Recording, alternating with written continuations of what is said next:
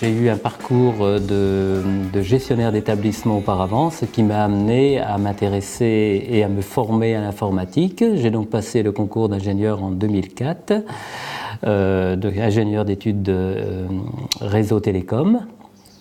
Et dans ce cadre-là, j'ai mené de nombreux projets informatiques, notamment l'environnement numérique de travail Liberscol pour le compte de l'Académie, en tant que rattaché au cabinet de Madame la rectrice d'Académie.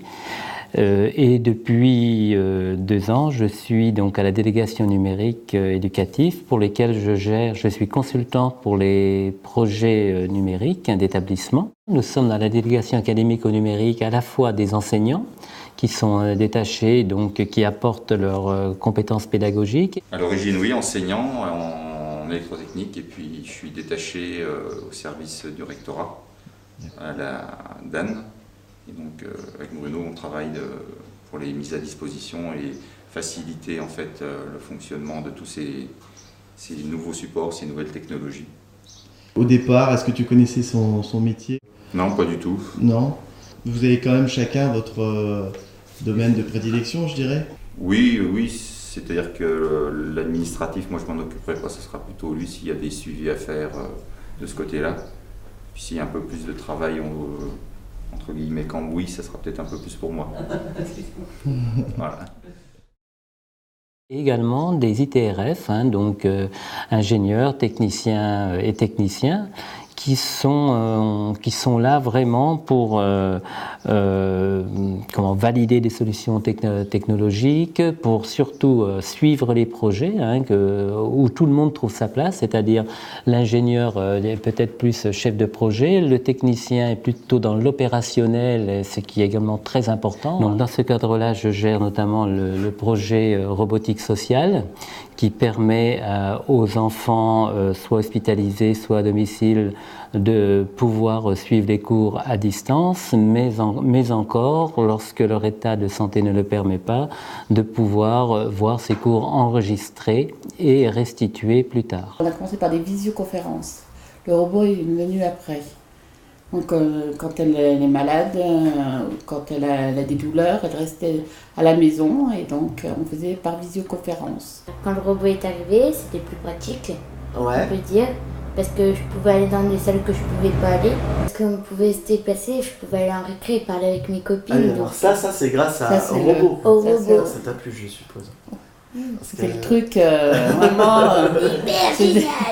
C'était le truc le plus important. Elle était bloquée à la maison, donc il fallait qu'elle prenne contact avec ses camarades pour la remotiver un peu, parce qu'elle avait perdu un peu. En primaire, les copines restaient en classe. On essayait de s'arranger pour qu'on se voie un peu. Est-ce qu'il y a autre chose?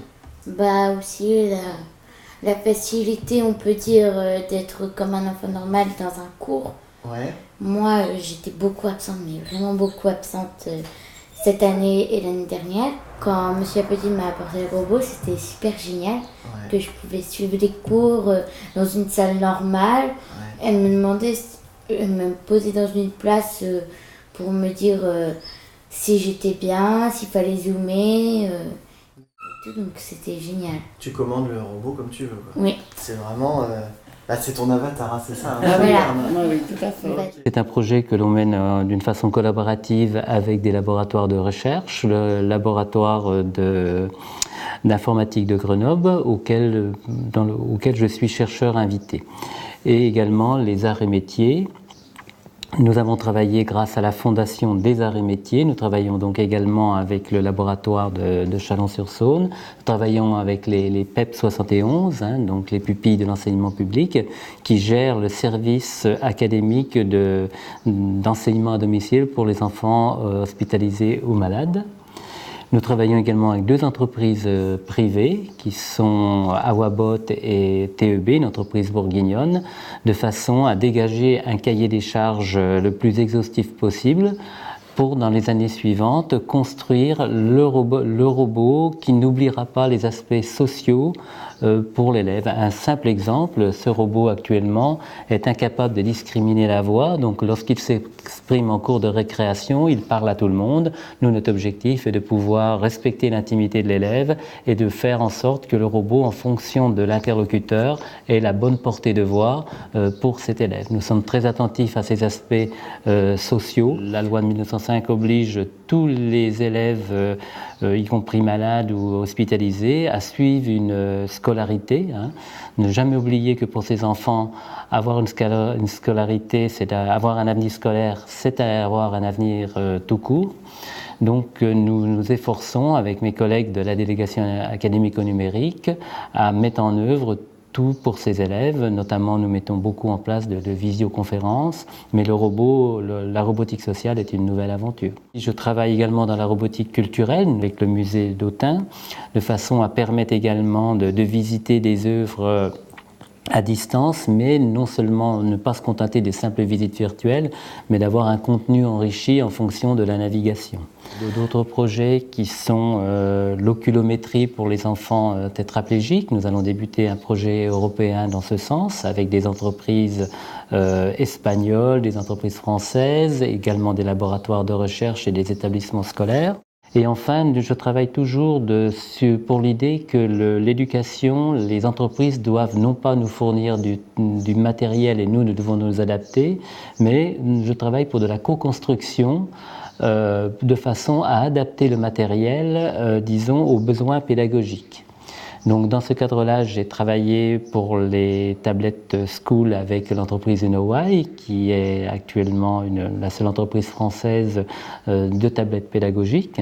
Donc nous avions adapté la tablette de cuisine à des besoins pédagogiques d'un enseignant qui travaillait en atelier.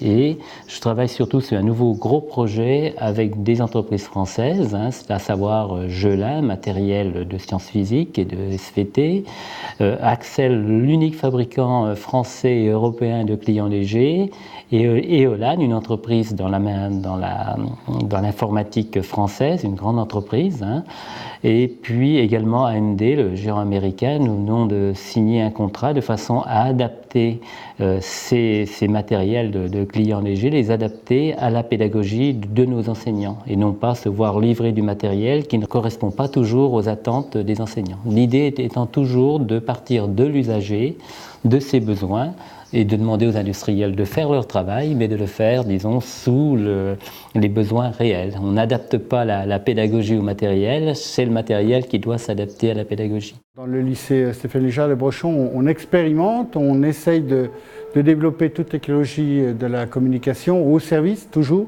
de la pédagogie. C'est-à-dire, on ne court pas après les nouvelles technologies, c'est qu'on essaye à chaque fois, avec les équipes d'enseignants, de trouver des technologies adaptées à la pédagogie. Donc au départ, ça a été les clients légers qui ont été expérimentés. Le lycée, a priori, en était très satisfait, puis surtout les utilisateurs, les profs, les élèves, etc.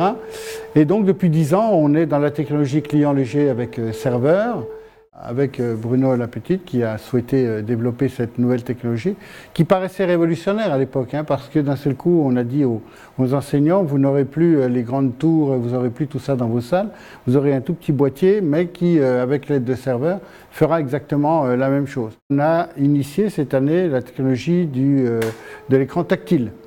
Plus d'ordinateur en tant que tel, un écran tactile, un client léger derrière, et on fait tout avec. Donc il a fallu adapter à la fois les logiciels, parce que les logiciels qui sont des logiciels traditionnels, c'est Gelin, la marque, n'étaient pas faits pour du tactile, donc il a fallu les adapter. Il a fallu adapter, que les profs aussi adaptent leur pratique, parce que eux, derrière leur bureau, ils avaient un écran tactile un peu plus grand sur lequel ils avaient le contrôle des 12 machines, des 12 écrans tactiles dans la salle. Donc il a fallu tâtonner, on a tâtonné, on tâtonne depuis 1 an. On développe, on expérimente. Je me rappelle les premières réunions qu'on a eues pour la salle 207 avec Gelin, avec Bruno. Et s'il n'est pas là, on peut rien faire. C'est-à-dire que s'il n'est pas là, c'est clair, s'il nous dit demain, moi j'arrête, on arrêtera. Parce que il faut quand même... nous on sait travailler avec les machines, mais on ne sait pas ce qui se passe dans la machine. C'est-à-dire qu'on ne va pas voir ce qui se passe dans les serveurs, etc. Nous, ce qu'on veut, c'est que le matin, le prof arrive, il appuie sur son bouton, ça se déclenche, ça marche tout de suite. C'est un travail passionnant, c'est un travail d'équipe. Donc je remercie Guillaume Lyon, le DAN, qui nous permet à toute l'équipe de pouvoir s'engager dans ce challenge.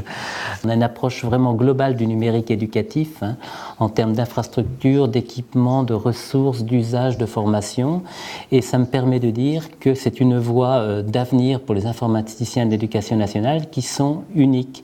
C'est-à-dire, pour bien côtoyer les SS2I, les sociétés privées, on se rend compte qu'il y a une valeur ajoutée énorme du personnel informatique de l'éducation nationale qui se distingue par une connaissance du milieu, une connaissance du contact des enseignants, contact des classes, contact de tout l'organisme, des relations avec les collectivités, qu'on ne retrouve nulle part ailleurs. Donc il y a une véritable un potentiel, un gisement de travail, d'accompagnement pédagogique dans les usages pour les personnels de l'éducation nationale, informaticiens. Ça va sans dire quand même qu'il nécessite quand même d'avoir une base solide informatique, donc ça ne remet pas du tout en cause la BAP, les métiers de l'informatique, mais ça enrichit par une connaissance très particulière de ce milieu qui est vraiment irremplaçable et qui semble bien tenir compte de la volonté ministérielle de faire de grands plans informatiques. À mon humble avis, ça ne se fera pas sans les personnels informatiques de l'éducation nationale. On veille particulièrement donc au public, disons, sensible. Je pense au handicap, je pense aux enfants malades, puisque là, le marché n'est pas un intérêt très fort pour ce genre de public. Donc il est notre mission de service public d'être là, d'être présent et d'accompagner également ses élèves et ses enseignants. Le travail, c'est quand même beaucoup de veille technologique, mais c'est pas qu'une veille technologique à la fois purement informatique, c'est également une veille d'usage éducatif ou autre. Un exemple, donc on a remporté le concours du ministère de la Culture pour le robot de téléprésence culturelle.